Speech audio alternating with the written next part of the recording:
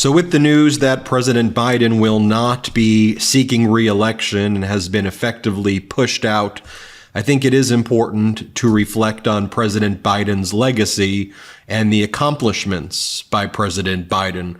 I want to read for you a list of President Biden's accomplishments over the course of 3.5 years, and this is only a small list of those accomplishments.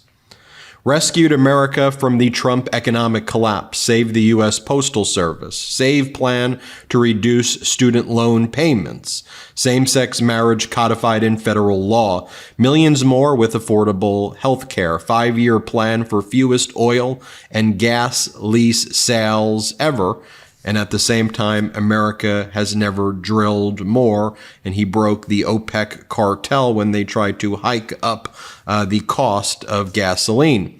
Record number of Black, Hispanic, and AANHPI judges, over 15 million new jobs, lowest Black unemployment ever, low 3% inflation, lowest in the G7. He rebuilt NATO. 2 new members, marijuana reclassified to Schedule 3, prescription, Violence Against Women Act Reauthorization Act of 2021, pardon of all federal marijuana possession charges, free COVID vaccines for every American, first Black woman vice president, first Native American Secretary of the Interior.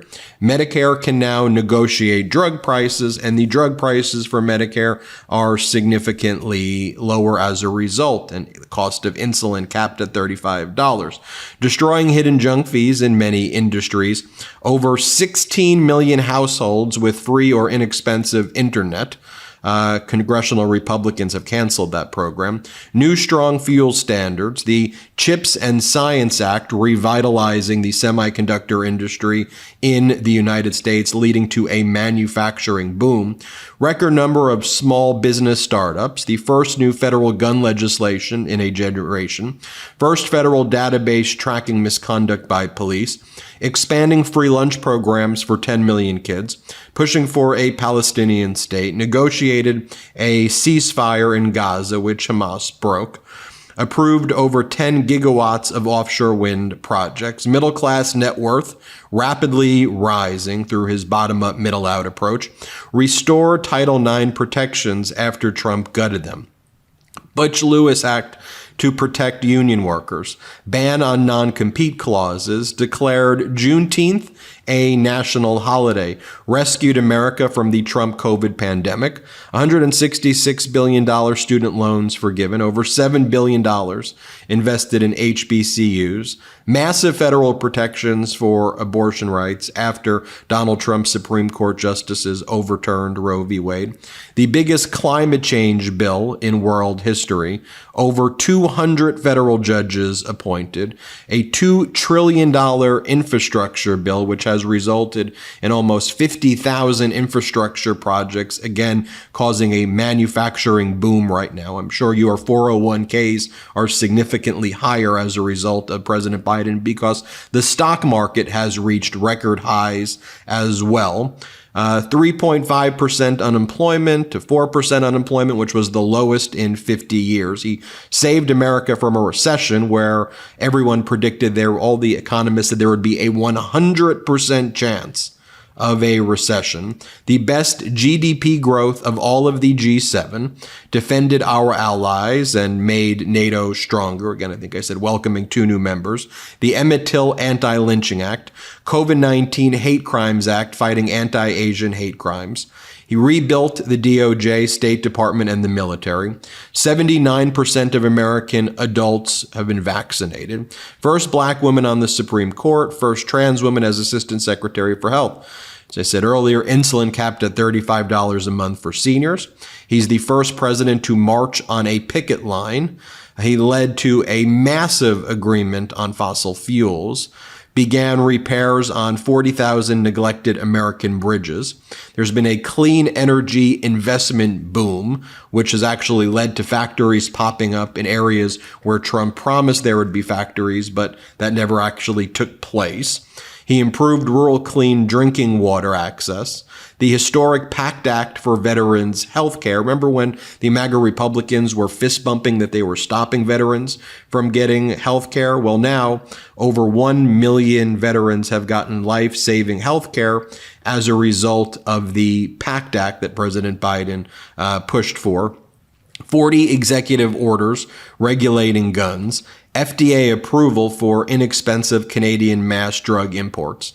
He ended America's longest war, delivered hundreds of tons of humanitarian aid to Gaza, replaced lead pipes all over America, the lowest number of uninsured Americans ever, violent crime, especially homicides, rapidly falling, significantly lower crime than when Trump was in office, expanded Title IX protections beyond what they were, expanded eligibility for overtime pay, over 2 years of unemployment at or below 4%, Medicare prescription drug costs capped at $2,000 a year.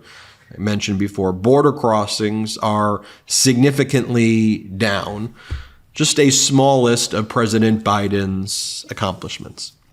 I want to leave you with this because I do think it is a sad and tragic day for our democracy, where an individual who exuded all the values of what we would expect in a leader, someone who achieved so much in 3.5 years, has been treated this way. Let's just call it what it is.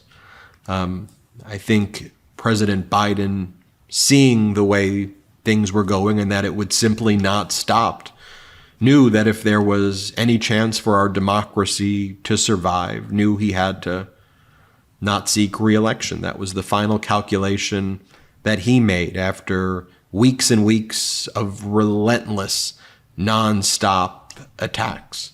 And President Biden is someone who has always put his country first. This is a lifelong person who's devoted his life to public service. So this is undoubtedly sad. I'm sad. I'm upset. I have a lot of feelings right now. And just because I report on this network doesn't mean I could set the way I feel aside. With that, I think it is important to reflect on our democracy and that what President Biden achieved is a legacy that can and should live on. But for future generations, that legacy is something that should always be remembered and should always be reflected on and focused on. And so we're at this moment where it's okay if you want to take a day or two to pause and reflect, but we got to get right back in it, supporting our democracy and supporting all of the efforts that are necessary to protect from a dictator or an authoritarian in Donald Trump from taking over this great country. So that's what we're going to focus on here. I want you to hit subscribe, and every step of the way we will be with you. Thanks for watching. Love this video? Make sure you stay up to date on the latest breaking news and all things Meidas by signing up to the MeidasTouch newsletter at MeidasTouch.com/newsletter.